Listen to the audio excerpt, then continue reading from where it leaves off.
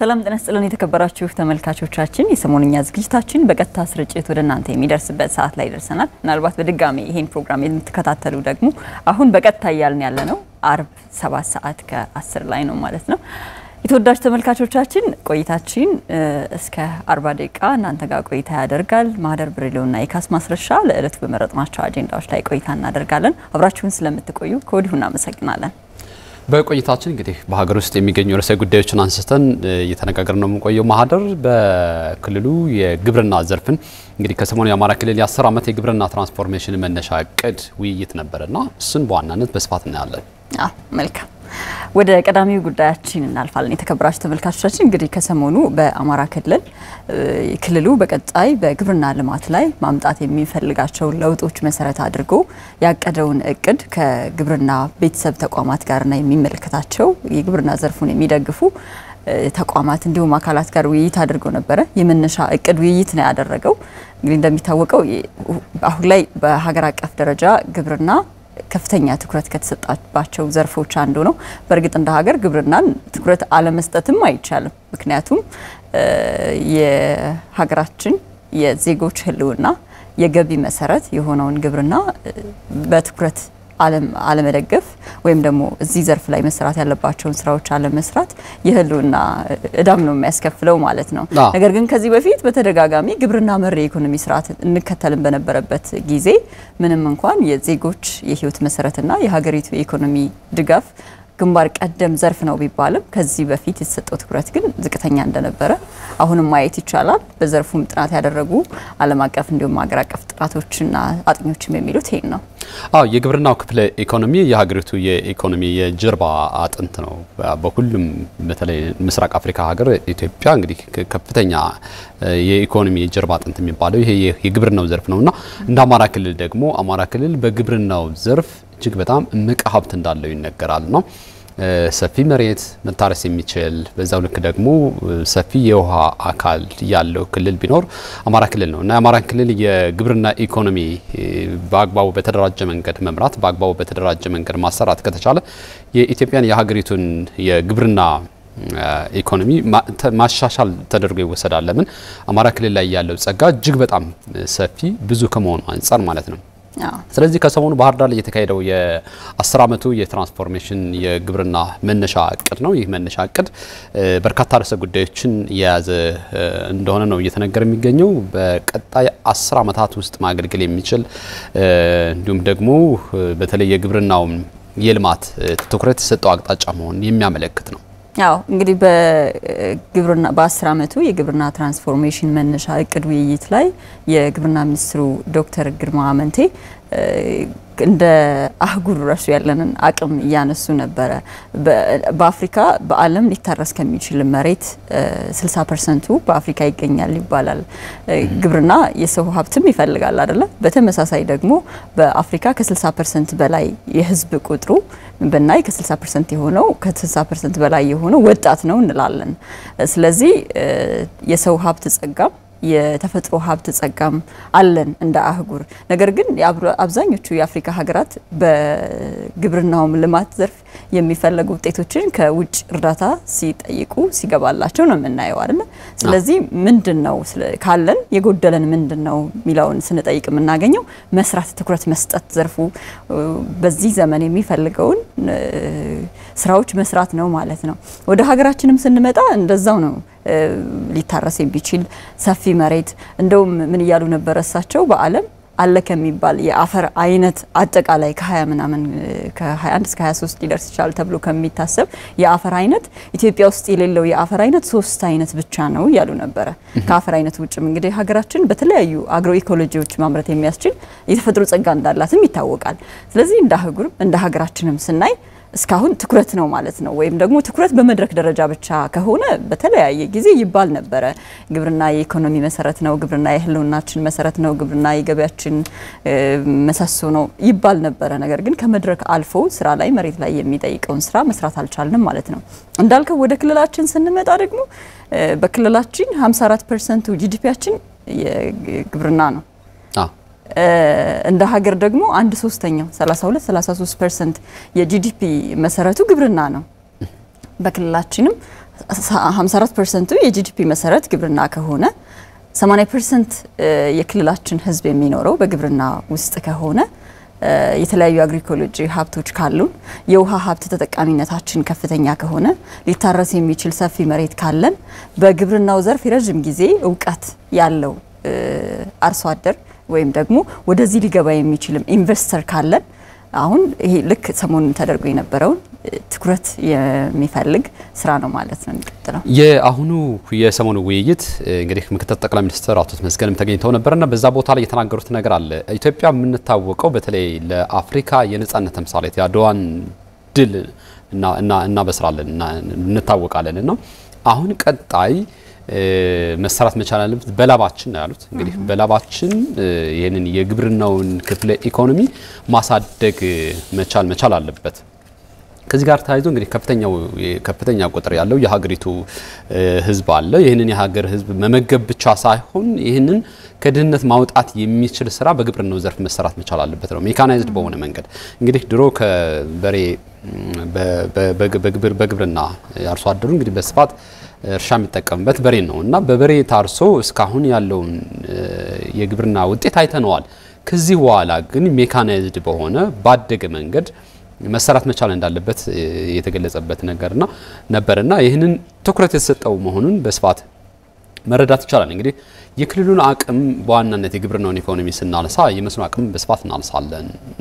አንደኛው የምናገኘው የመስኖ አቅምን ከጊዜ ወደ ጊዜ አሁን አርሶ አደሩም እየለመደው የመስኖ አቅምን በስፋት እየተጠቀመበት ሜካናይዝድ በሆነ መንገድ እየተሰራበት እንዳለ ያመለክታል።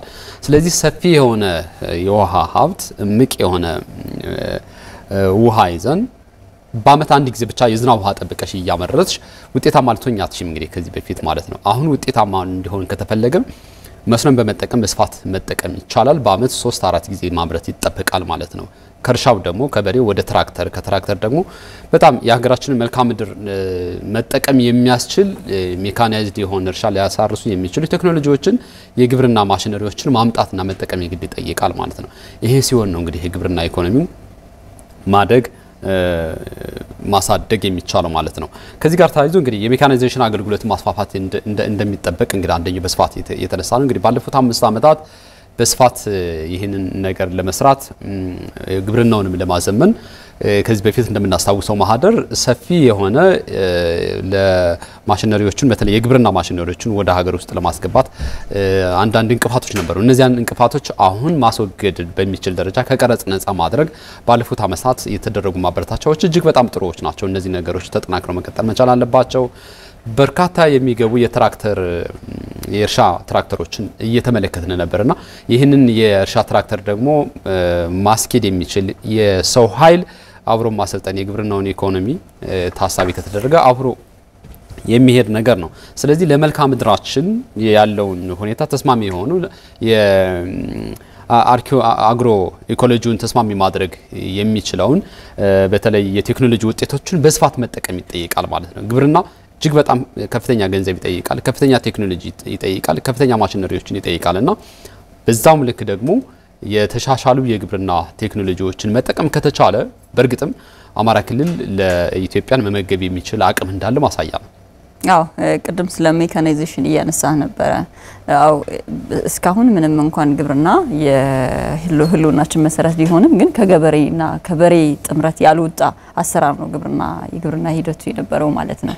አሁን በቅርብ ጊዜ ትኩረት ተሰጠው ሲባል ከተወሰዱ ጥሩ ነገሮች ከሚባሉት መካከል አንደኛው ቀደም ብለህ እንዳልከው የግብርና ሜካናይዝ ለማድረግ የሚያስችሉ መሳሪያዎችን ከቀረጥ ነፃ ለማስገባት መፈቀዱ ነው። ሌላው ደግሞ የግብርናውን ዘርፍ የፋይናንስ ተቋማት እንዲደግፉት አርሶ አደሩ ለምሳሌ ትራክተር መግዛት እንዲችል የተወሰነ ፐርሰንት ቆጥቦ ብድር መውሰድ የሚችልበት አሰራር ተግባራዊ ሆኖ አርሶ አደሩ እንዲሁ በብድር ሄድ ማድረግ መቻሉም አንድ ጥሩ ነገር ነው። ሌላኛውና ሶስተኛው ደግሞ ከዚህ በፊት ለማዳበሪያ ግብአት መንግስት ድጎማ ያደርግም ነበር። አሁን ግን በየአመቱ ባለፉት 3 አመታት በርከት ያለ ቢሊየን ብሮች ድጎማ ይደረጋል። በተለይ ደግሞ ከዩክሬንና ሩሲያ ጦርነት በኋላ የማዳበሪያ አቅርቦት በጣም የማይደፈር ሆኖ ነበር። ከ300% በላይ ነበረ የዋጋ ጭማሪ ያደረገው ማለት ነው እና መንግስት ይሄንም መደጎሙ ለግብርናው ውጤታማነት ትልቅ ስራ ነበረ ተብሎ ይታሰባል ከዛ ውጪ እንግዲህ የግሉ ሴክተር ወደ ግብርና ልማቱ እንዲገባ መደረጉ ወይም ደግሞ የግብርና ኢንቨስትመንት ላይ የተሰጠው ትኩረትም በጣም መልካም ነው እዚህ ላይ ግለሰቦች ወይም ደግሞ ባለሀብቶች ብቻ የሚጠቀሙበት ሳይሆን መንግስት ለእርሻ መሬት ለኢንቨስትመንት ሲያቀርብ በዙሪያው ያለው ህዝብ ከስራ እድል ፈጠራ እስከ የምርት ውጤቶችን እስከ ማግኘት በተመጣጣኝ ዋጋ እስከ ማግኘትና እነዛ የኢንቨስትመንት መዳረሻዎችን ተከትለው የሚለሙ መሰረተ ልማቶችም እንዲሁ ተደራሽ መሆን ስለሚችሉ እዛ ላይም ተጠቃሚ ስለሚሆን ማለት ነውና እነዚህ ነገሮች በግብርናው ላይ የተሰጠውን ትኩረት ማሳያዎች ናቸው አሁን በሀገራችን ከፍተኛ እድል አለ ከማለት በተጨማሪ ወደ ክልላችን ስንመጣ ደግሞ ሊተቀደም ብለን ያልነው ሊታረስ የሚችል ሰፊ መሬት ውሃ ልምድ ያለው ህዝብ የሰው ሀብታችን ከፍተኛ ነው እና በዚህ ዘርፍ ደግሞ ሊሰማሩ የሚችሉ ፍላጎቱም ያላቸው ኢንቨስተሮች አሉ ከሚለው በተጨማሪ ግን መንግስት ይሄንን ተግባራዊ እንዲሆን ምን ስራዎች ሰርቷል ቀደም ብለን ካነሳ ነው በተጨማሪ አሁን ይሄ እንደ ኢኒሺዬቲቭ የሚመጣ ብቻ ሳይሆን ከህዝብ ጋር የጋራ ማድረግ ይጠይቃል ማለት ነውና ከህዝብ ጋር የጋራ ለማድረግም የተሰሩ ስራዎች መልካም ናቸው ብዬ አስባለሁ እና ጥሩ ስራ ነው የተሰራው ግን ቀደም ብለን ካነሳ ነው በተጨማሪ ምን ጨምረውም ነገር ይኖራል በመድረኩ የተነሱ ሐሳቦችና ለተመልካቾች አድርሰን ተመልሰን ብንገናኝ መልካም ይመስለኛል መልካም የተከበራችሁ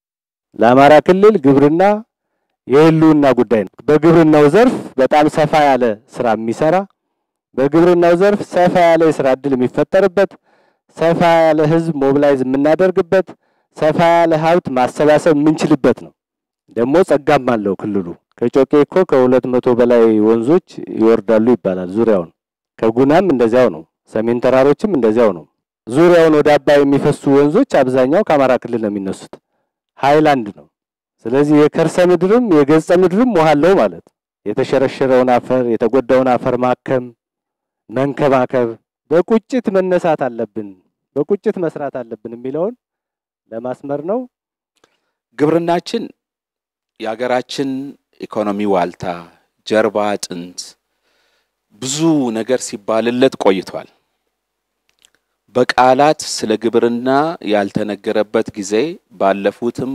ስርዓታትም ቢሆን ግብርና የትኩረት መስክ ያልተባለበት ጊዜ የለም ሀገራችን ኢትዮጵያ ውስጥ ግን ግብርናችን ከእጅ ወደ አፍ ከበሬ እና ገበሬ ትርክትና አስተሳሰብ ከዝናብ ጥገኝነት ግብርናችን ካራክተራይዝ ከሚደረግባቸው ነገሮች አልተላቀቀም ለምን የሚል ጥያቄ መጠየቅ ካለብን ለግብርናችን ከቃል በዘለለ አርሶና አርብቶ አደሩ የማህበራዊ መሰረታችን ነው ከማለት ባለፈ በፖለቲካውም ቢሆን ፕራክቲካል የሆነ ተጨባጭ የሆነ እርምጃዎች በበቂ ሁኔታ አልተሰጡም ግብርናችን በሰጠነው ልክ ነው የሰጠን ሁሉንም የግብርና አቅሞች እንዴት አድርገን መጠቀም አለብን የሚለውን ያመላከተ አገር በቀል የሆነ ከራሳችን ነባራዊ ሁኔታና ኮንቴክስት ጋራ የታየ ፖሊሲ አለን ይሄ ብቻ አይደለም ግብርናችን ጋር ማነቆ ሆኖ የቆዩ ለዘመናት አብሮን የተሻገሩ ቀደም እንዳልኩት የበሬና የገበሬ ትስስር ጭምር እንደ ባህል ተቆጥሮ በንግግሮቻችን ሁሉ የቆየውን ለመቀየር የለውጡ መንግስት ገና ስራ እንደጀመረ ነው ከ500 በላይ የሜካናይዜሽንና የመስኖ እቃዎች ከቀረጥ ነፃ እንዲደረጉ የተደረገው ግብርና በሚፈልገው ደረጃ እና ስፋት የሚጠበቀው ውጤት አስገኝቷል ማለት አይቻልም ጸጋዎቻችን በክልላችን እምቅ ቢሆኑ ስርጭታቸው ደግሞ ተመሳሳይ አይደለም ከአካባቢ ጸጋዎቻችን ልዩነት አላቸው ጸጋ ቢሆኑም ደግሞ ጸጋነታቸውን ተጠቅመን በከፍተኛ ደረጃ አስተዋጽኦ ሊያደርጉ በሚያስችሉበት ደረጃ መምራትም ሌላ ችግር ነው ስለዚህ እነዚህን ችግሮች ለመቅረፍ በተቃራኒው ደግሞ ያሉንን ጸጋዎች በአግባቡ ለመጠቀም ይህን ስራ በቅድ መምራት ያስፈልጋል። በዚህ ደረጃ የሚገኘውን የምርታማነት መጠን በከፍተኛ ደረጃ ለማሳደግ ዝለትን ይጠይቃል፣ ለውጠትን ይጠይቃል፣ ትራንስፎርሜሽን ይጠይቃል። ተመልሰናል። የተከበራችሁ ተመልካቾቻችን እየተከታተላችሁ የምትገኙት የአማራ ሚዲያ ኮርፖሬሽን የሰሞንኛ ዝግጅት ነው። ማህደር እንግዲህ ቀደም ሲል የአማራ ክልል የግብርና እምቅ አቅም እንዳለው የተገለጸበት ነበር። እንግዲህ ግብርናችን እስካሁን በክልሉ ደረጃ የተበጣጠሰ ውጤታማ ውጤት ሊያስመዘግብ በሚችል ደረጃ እንዳልሆነ ነው እንግዲህ ሲገለጽ የነበረውና ከዚህ በኋላ የተሰጠውን ትኩረት ማሳያ ነው። አዎ እንግዲህ መድረኩ በመጀመሪያ ምን ጸጋለን ለዚህ ጸጋዎቻችን እንዳንጠቀም ችግሮች የሆኑ ተግዳሮቶች ምንድናቸው? ለነዚህ ተግዳሮቶች ምን አይነት የመፍትሄ ሀሳቦች አሉ በሚለው ጉዳይ ላይ መነጋገር ነው ዋናው የመድረኩ ዓላማ ማለት ነው። በተጨማሪም በክልሉ ምን ጉዳዮች ላይ በትኩረት ቢሰራ የበለጠ ተጠቃሚ ያደርጋል የሚል ነው ማለት ነው። ስለዚህ በቀጣይ የአማራ ክልል የ25 ዓመት የልማት እቅድ አዘጋጅቷል። ከዛ የልማት እቅድ ጋር ትስስር ያለው ወይም ደግሞ የዛ አካል ነው ይሄ የ10 ዓመት የትራንስፎርሜሽን የግብርና ትራንስፎርሜሽን እቅድም ማለት ነው። ስለዚህ ሀገራችን ብሎም ክልላችን በቀጣይ 25 10 15 ዓመታት ማየት ከምንፈልገው አንፃር ነው ማለት ነው የግብርናው ልማትም የሚታየውና ጸጋዋለን ነገር ግን በተፈለገው ልክና በሚያስፈልገን በሚጠበቀው ልክ አለማንም ችግሩ ምንድነው የሚለውን ማወቅ ነው ማለት ነው። የግብርና ሚኒስቴር የክልሉ ግብርና ቢሮ የግብርና ኢንስቲትዩት እና የግብርና ትራንስፎርሜሽን ኤጀንሲዎች እና ሌሎች የግብርና ቤተሰብ ተቋማት የተገኙበት ነው ማለት ነው። ብዙ ሳምንታትን ወስደው የተጠና ጥናት ስለሆነ የጥናቱ የዚህ የሚቀርበው የጥናት አጥኚዎችም ጭምር የተገኙበት ነው ማለት ነው።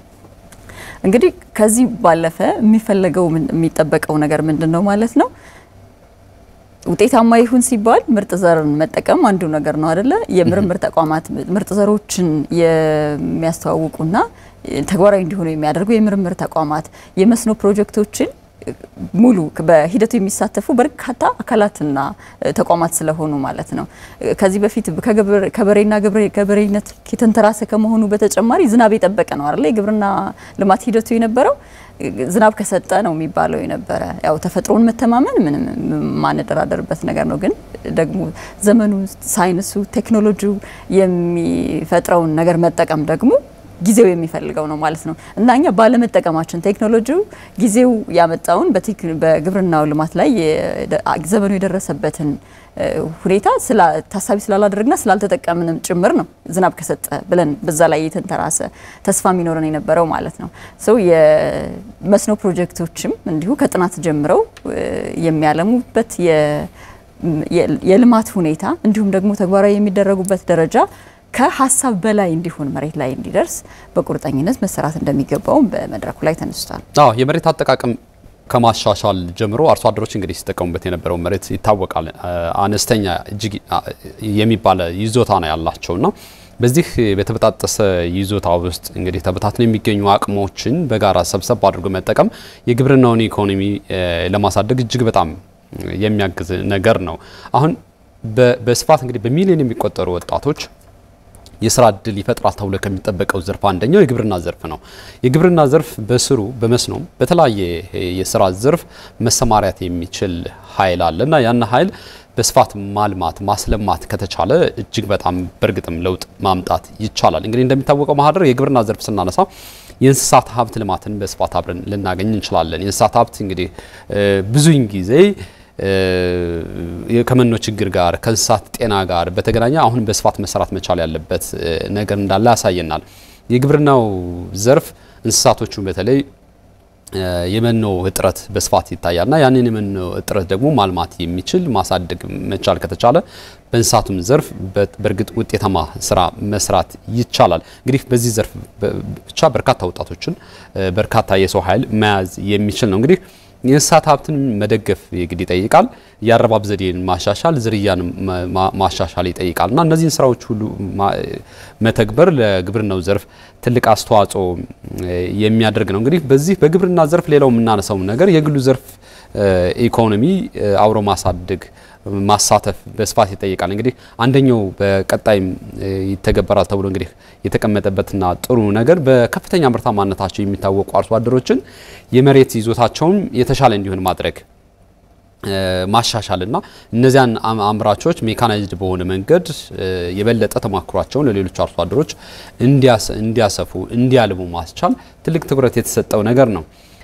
የግብርና ሜካናይዜሽን ስናነሳ ነበር ቅድምና ይህንኑ የግብርና ኢኮኖሚ ለማሻሻል ዋና ምሰሶ የሆነውም ይህንን የአርሶ አደሮችን የተሻለ አጠቃቀም የተሻለ የማምረት አቅም በተለይ በአመት 2 ጊዜ 3 ጊዜ 4 ጊዜ የሚያመርቱበትን እድል በማመቻቸት የቴክኖሎጂ መጠቀምን አብሮ ማዳበር ይጠይቃል። ቴክኖሎጂ እንግዲህ እኛ ሀገር ያለበትን ደረጃ በግብርናው ዘርፍ እናሳውቀዋለንና አንድ ጊዜ የመታየት አንድ ጊዜ የመጥፋት አንድ ጊዜ የመጠቀም ሌላ ጊዜ ደግሞ የመተው አዝማሚያዎች ይታያሉና የተሻለውን የግብርና ቴክኖሎጂ በምርምር ዘርፍ የግሉም ዘርፍ በምርምር ተካተውበት ሰፊ ስራዎች መስራት ከተቻለ ጥሩ ውጤት ማምጣት እንደሚቻል አመላካች ነገሮች አሉ።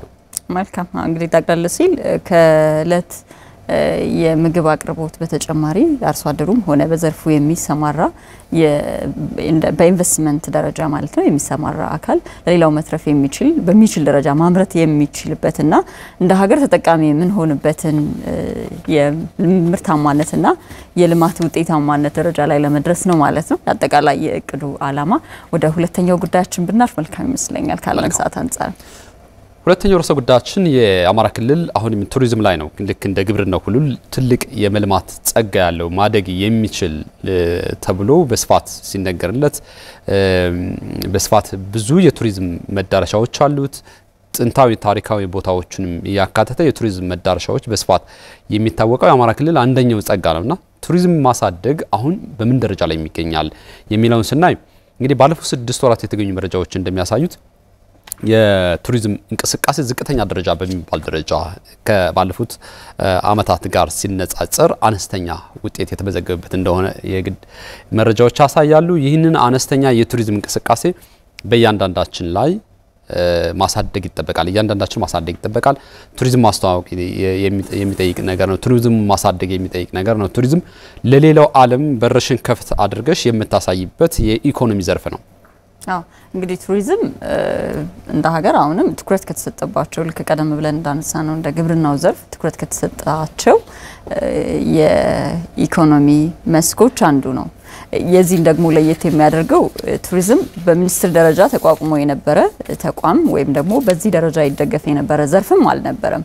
እንደውም ቱሪዝም ምንድነው የሚታሰበው የሆነ ችግር ቢፈጠር የሚቆም ዘርፍ ስለሆነ ይሄን ያህል ኢንቨስትመንት አያስፈልገውም ብሎ የማሰብ ትሮች ሁሉ ነበሩ ማለት ነውና እንደዛ ስለነበር ያን ያህል ትኩረት የተሰጠው አልነበረም። ነገር ግን በተቃራኒው ደግሞ ብዙ ሳትጎዳ ብዙ የምታገኝበት ኢንቨስት ማድረግ አይጠይቅም ማለት አይደለም። ለምታገኘው ውጤት ኢንቨስት ማድረግ ይጠበቅብሃል። ኢንቨስትመንቱ በምን ዘርፍ የሚፈስ ነው የሚለውን በኋላ መናነሳው ይሆናል። ማውጣትን የሚጠይቅ ነው ገቢን ለማግኘት። ነገር ግን ለምሳሌ ከተያያዥ ጉዳቶች አንፃር ኢንዱስትሪ ስታስፋፋ አካባቢ ጥበቃ ከዜጎች ደህንነት ምናምን አንፃር ምናልባት በጣም በተለየ ሁኔታ ጥንቃቄ ማድረግ ይጠበቅብሃል አይደለ? ይሄ ግን ጭስ አልባው ነው ሁሌም እንደምንለው የሚባለውና አንደኛ ለማግኘት ብዙ ነገር የማይጠይቅ ብዙ ማውጣት የማይጠይቅ በተቃራኒው ደግሞ እንደውም እርስ በርስ መስተጋብርህን ያጠነከርክበት ጤናማነትክን ወይም ደግሞ የደስተኛን የጤናማ ያኗኗር ሁኔታን ተከትለህ ገቢ የምታገኝበት ዘርፍ ነው። ነገር ግን ሁሉ ጊዜ በዚህ ዘርፍ ላይ አንድም ምናልባት በአመለካከትና በግንዛቤ ጉድለት ሁለቱም በተለያዩ ያን ያህል ባልሆኑ ስጋቶች ብዙ ኢንቨስት የተደረገበት ዘርፍ አልነበረም። ከቅርብ ጊዜ ወዲህ ራሱን ችሎ ከሌሎች ከተያያዥ ከነበሩ ዘርፎች ጋር ነበር አይደለ የሚካተተው የነበረው። አሁን ግን የቱሪዝም ሚኒስቴር ራሱን ችሎ አለ። ከዛም በተጨማሪ የቱሪዝም መስኩ ያስፈልገዋል የሚባሉ ለምሳሌ መዳረሻ ልማት የማስተዋወቅ ሌሎች ሁሉ በየትኑ በሚኒስትርና በቢሮ ደረጃ በዳይሬክተሮች ተቋቁመውላቸው ጭምር ነው የሚሰራው ማለት ነውና ሰፊ ትኩረት ተሰጥቶታል። በተጨማሪም በአሰራር ብቻ ሳይሆን መሬት ላይም በሚሰሩ ስራዎች በገበታ ለሀገር ገበታ ለሸገር ሌሎችም በየአካባቢው የቱሪስት መስህብ ሊሆኑ የሚችሉ ነገሮች ተሰርተዋል ብዙ። ነገር ግን ይሄ ሁሉ ስትሰራ ግን የሰውን እንቅስቃሴ መሰረት ያደረገ ነው የቱሪዝም ገበያ አይደለ? ምናልባት በተሰራው ልክ ተጠቃሚነቱ ለጊዜው ግን ላይኖር ይችላል። ቱሪዝም እንግዲህ የሀገራትን የእርስ በርስ ግንኙነት እስከ ማጠናከር የሚደርስ ትልቅ ዘርፍ ነው። በሚጎበኘው ቦታ ወይም በሚገኘው ገቢ ብቻ የሚወሰን አይደለም። የሀገራት ግንኙነት ዘርፍ የበለጠ ለማሳደግ ሀገራት የባህል ልውውጥ እንዲያደርጉ ሀገራት የኢኮኖሚ ሽግግር እንዲያደርጉ ትልቁን ዘርፍ ሚና የሚጫወተው አንደኛው ቱሪዝም ነው። ቱሪዝም እንደ አማራ ክልል በርካታ መዳረሻዎች አሉት። አማራ ክልል በተለይ የቅዱስ ላሊበላ የጎንደር አብያተ መንግስታት ከዛም ባለፈ በጣና ውስጥ የሚገኙና በሌሎችም ዘርፎች እጅግ በጣም በርካታ ዓለም ሊያያቸው ለኢኮኖሚ ምንጭ ሊሆኑ የሚችሉ መዳረሻዎች አሉት ነው። እንግዲህ ሰው ሰራሽም ተፈጥሯዊ የሚሆኑ ቦታዎች ለቱሪዝም መዳረሻዎች አሉ። እነዚህ የቱሪዝም መዳረሻዎች ምን ያህል ተጠቅመንባቸዋል? በአጠቃቀም ደረጃ በአያያዝ ደረጃ የግሉ ዘርፍስ ምን ያህል በእነዚህ በቱሪዝሙ ዘርፍ እየተሳተፈ ነው ስንል ያሉት መረጃዎች ዝቅተኛ ናቸው። አሁን የሚታወቁት የቱሪዝም መዳረሻዎች ብቻ ወይም እስካሁን ስንጠቀምባቸው ስንገለገልባቸው የነበሩ የቱሪዝም መዳረሻውን ብቻ ነው አንስተን እንደዚህ አለ እዚህም አለ ብለን ልናነሳ የምንችለው። ነገር ግን አማራ ክልል አሁን መታየት ያለበት መጎብኘት ያለበት ለዓለም ገና ግልጽ ሊሆን የሚችል ሊከፈት የሚችል ለብዙ ወጣት የሥራ ዕድል ሊፈጥር የሚችል ሊያበለጽግ የሚችል ሊያሳድግ የሚችል የሀብት መዳረሻ መሆን የሚችል የቱሪዝም ቦታዎች አሉ። የጎርጎራን የኢኮቱሪዝም ቦታ እናያለን። ከዛ ባለፈ ደግሞ በሰሜን ተራሮች አካባቢ ያሉ በሐይቅ አካባቢ ያሉ ቦታዎችን መዳረሻዎችን እጅግ በጣም በማልማት ሲጀመር በሀገር ውስጥ ያለውን የቱሪዝም ፍሰት ለማነቃቃት ሲቀጥል ደግሞ በውጭ ያለውንም የውጭ ምንዛሬን ለማሳደግ እጅግ በጣም ሰፊ የሆነ የቱሪዝም አቅም እንዳለው ነው እንግዲህ ያለው የሚያሳዩ ማለት ነው። አሁን የቱሪዝም እንቅስቃሴ በምን ደረጃ ላይ ነው? ይህንን ደረጃ እንግዲህ ባለፉት 6 ወራት ወደ በርካታ የቱሪዝም መዳረሻዎች እንደገቡ ይታወቃል። ቱሪስቶች ጎብኚዎች እንደገቡ ይታወቃል። ከዚህም ወደ 62 ሚሊዮን በላይ ብር ገቢ ለማግኘት ተችሏል። ይሄ እንግዲህ እስካሁን ሲነጻጸር የነበረው ወደ 210 ሺህ በርካታ የቱሪዝም ፍሰት የነበረውን ከፍተኛ የሆነ ገቢ ሲገኝ የነበረው አሁን የመቀዛቀዝ ሁኔታ ይታያልና በዚህ የባለድርሻ አካላትም ትስስርን በመፍጠር የቱሪዝሙን እንቅስቃሴ በማሳደግ እንግዲህ እንደሚታወቀው ከ500 በላይ የሚሆኑ በክልሉ ውስጥ የሚሰሩ የቱሪዝም አስጎብኚ እንዳለ ይነገራልና እነዚህን በጋራ መደገፍ የቱሪዝሙን አቅም ለመጠቀም ከፍተኛ የሆነ ስራ መስራት እንደሚያሳይ ነው እንግዲህ ያሉት መረጃዎች የሚያሳዩት። መልካም እንግዲህ ይሄን ጉዳይ ለዛሬ አንዱ የሰሞኑኛ አጀንዳችን አካል ለማድረግ ምክንያታችን የቱሪዝም ሚኒስቴር የ6 ወራት የስራ አፈጻጸሙንና በቀጣይ ትኩረት ሊያደርግባቸው የሚገቡ ጉዳዮች ላይ መምከሩን ምክንያት አድርገን ነው። ቀደም ብለህ እንዳልከው እንግዲህ በርካታ በክልላችንም የቱሪስት መዳረሻዎች አሉ ያልክ ነበር። በቂ ነው በመዳረሻ ልማት ላይ ወይም አዳዲስ መዳረሻዎችን ከመፍጠር አንፃር ያስፈልገንም ለማለት ባይሆንም ግን በርካታ የመስህብ ሀብት አለን። የመዳረሻ ችግር አይደለም ያለብን። ነገር ግን ከታንጂብል አሁን ቀደም ብለህ ካነሳሃቸው ታንጂብል ከሚባሉት የቱሪስት መስህቦች በተጨማሪ የማይጨበጡ የሚባሉ በሐሳብም በሁኔታም በመርሃ ግብሩ ላይ በሚገባቸው ጥንቃቄዎችም ሌሎችም ነገሮች ላይ ኢንቨስት ማድረግ የሚጠበቅብን የማይዳሰሱ የሚባሉ የቱሪስት መስህቦች አሉ። በተጨማሪም ደግሞ እንደ ሀገር የሆነ የምትፈጥረው የቱሪስት መስህብ ይኖራል። በነገር ላይ ለምሳሌ የኮንፈረንስ ቱሪዝም በሀገራችን በሰፊው ቢሰራ ውጤታማ ልንሆን እንደምንችል በኮንፈረንስ ቱሪዝምነት በዓለም 3ኛዋ ነች ኢትዮጵያ ትባላለች።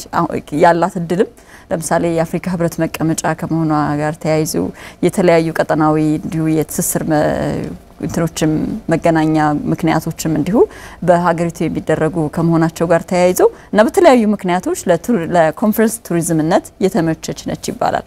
ይሄ በአዲስ ምትፈጥረው ነው ማለት ነው። እንግዲህ የሆነ ክልል ላይ ያለ የሆነ ቦታ ላይ ያለ ምናምን ብለህ ከታሪክ ከተፈጥሮ ምናምን ጋር የምታገናኘው ሳይሆን ዘመናዊውን የቱሪዝም ልማት መሰረት አድርገህ የምትፈጥረው ነገር ነው ማለት ነው የኮንፈረንስ ቱሪዝምን ስታስብ። በተጨማሪም የጤና ቱሪዝም ስታስብ ምናልባት የጤናውን ሴክተር በትክክል ከሰራህበት ለጤና ጉዳይ የሚመጡ ሰዎችን ምክንያት አድርገህ እንዲሁም የጤና ቱሪዝምን ልትፈጥር ትችላለህ። እንዲሁ የሚፈጠሩ የቱሪዝም መስኩ ላይ ትኩረት ስትሰጥ የሚፈጠሩ ጉዳዮች አሉ ከቱሪዝም አንፃር ማለት ነው። ነገር ግን የነበረንን መዳረሻ ከማልማት አንፃር ግን ሰፊ ክፍተት ነበረ ከዚህ በፊት። ለምሳሌ ፓርኮች ጋር የሚሄዱ ሰዎች ምን ያህል የሆነ ነገር ቢፈጠር የሕክምና አክሰስ የተሟላ አለ። የትራንስፖርት አክሰስ በራሱ የትራንስፖርት አክሰስ እና በቆይታቸው የሚፈለጉ መሰረታዊ ነገሮችን በሚያገኙበት ደረጃ ምን ያህል ይለማ ነው። ሌሎች ምናልባት ከየመጡበት አካባቢ የነሱን ፍላጎት የተለያየ ስለሆነ በዛ ደረጃ እንኳን የማሟላ ባይሆን ግን በመሰረታዊነት ማሟላት የሚችል ሌሎች የመታጠቢያ መጸዳጃ ሌሎች የመሰረታዊ ፍላጎቶችን መሰረት ያደረጉ ልማቶች በምን ያህል ደረጃ ተሟልተዋል የሚለውን ማሰብ ያስፈልጋል። ብዙ ጊዜ አሁን እንደዚህ ጥብቅ ቦታዎች ፓርኮች መኖራቸውን ሀብትነታቸውን ብቻ ነው የምናስበው። ነገር ግን እንደዚህ አይነት ነገሮችም ታሳቢ ተደርገው መሰራት አለባቸው። ከቅርብ ጊዜ ወዲህ ይሄም ትኩረት ተሰጥቷል። በርግጥ ሌላው ብዙ ጊዜ ይሄ ቅርሳችን አደጋ ላይ ነው ይሄ ጉዳይ ምናልባት የሆነ የተከለለ አለን የምንለው ብቻ ሆኗል ሰዎች አክሰስ የሚያደርጉት አይደለም ይባላልና እንደሱ አይነት ልማቶችም ያስፈልጋሉ ማለት ነው። በተጨማሪም ቱሪዝም እንግዲህ የሰለጠነ ህዝብም የሚፈልግ ነው። የሰለጠነ ማለት እንግዲህ የሆነ ሰልጥነዋል የምንላቸውን ሀገራት ዜጎች ባህል የያዘ ማለት አይደለም። መሰልጠን እኔ ፐርሰናሊ ማምንበት እንደ ኢትዮጵያዊ ምናልባትም ሁላችንም በሚባል ደረጃ የምናምንበት ኢትዮጵያዊ ሆኖ መሰልጠን ነው አይደል?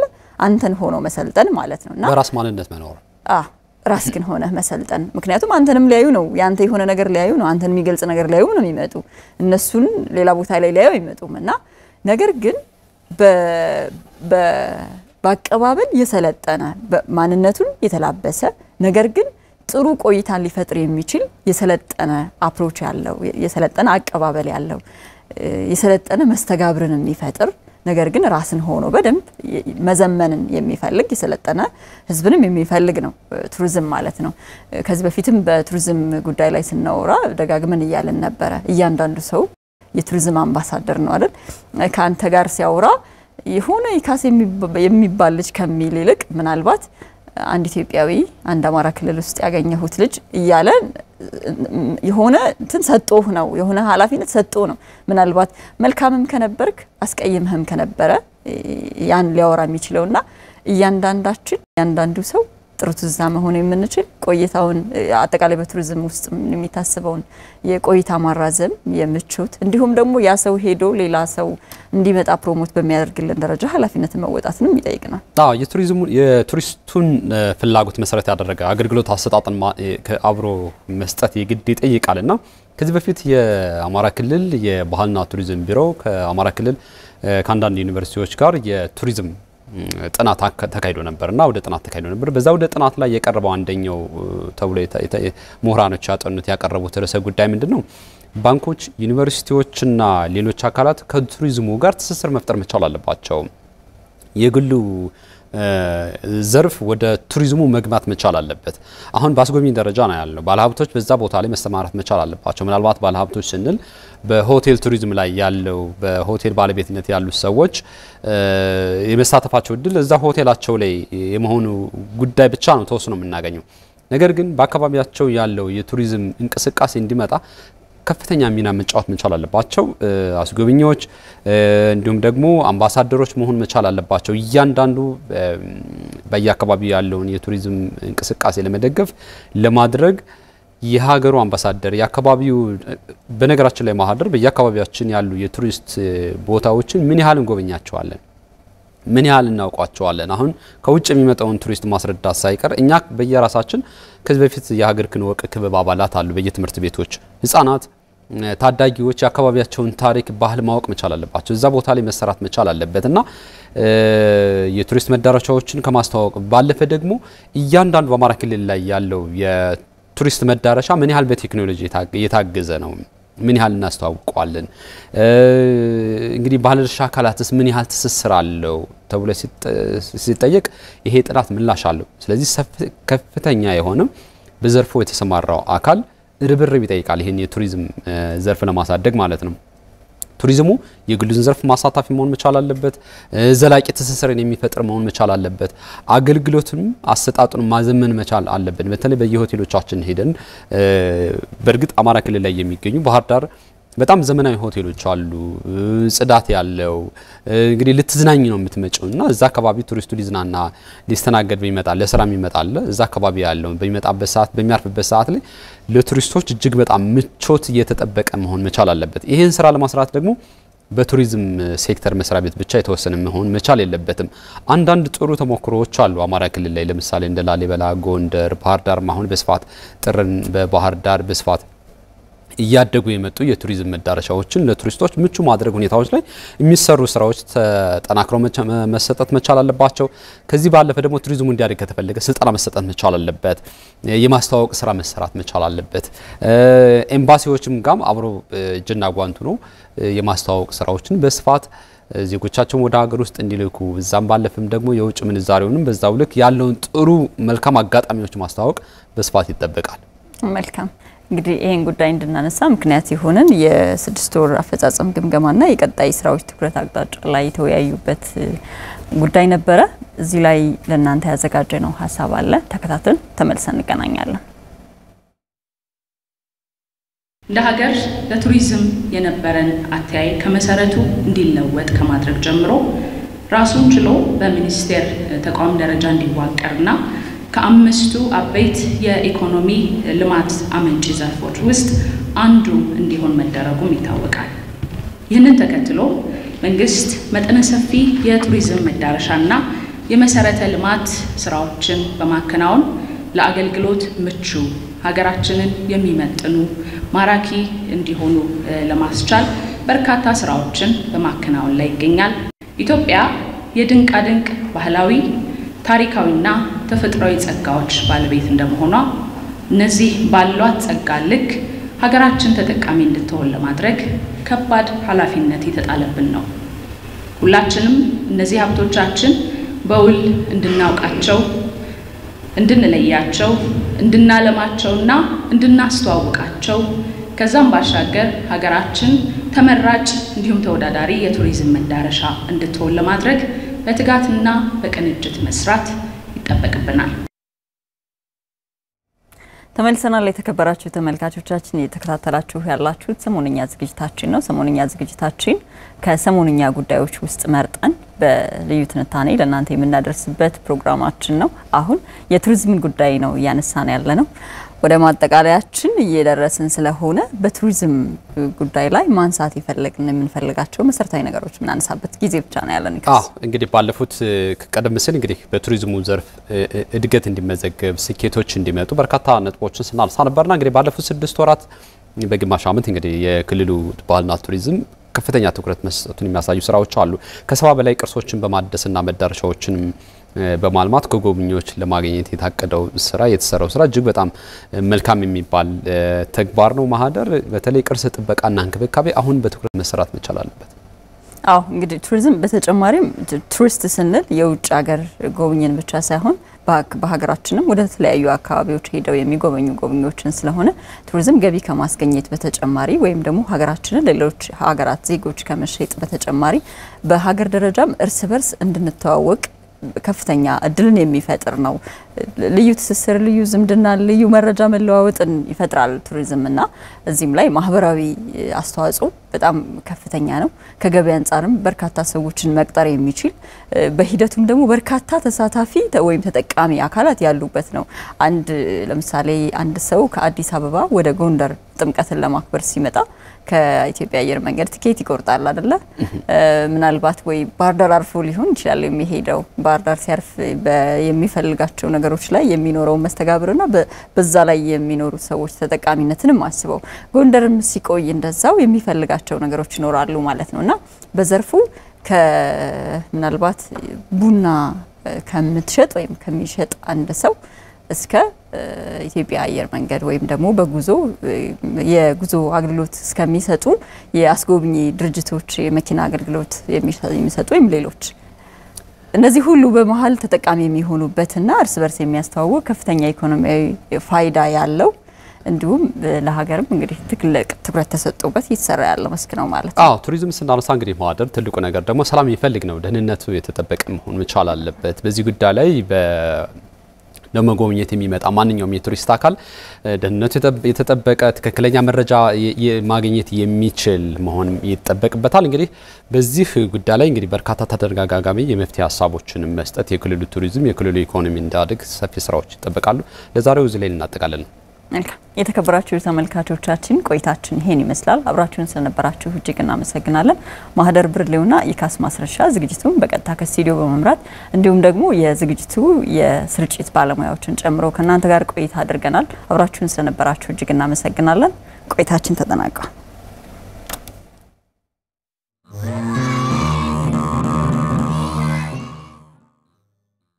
ሰላም ወጣና ይውለክሙ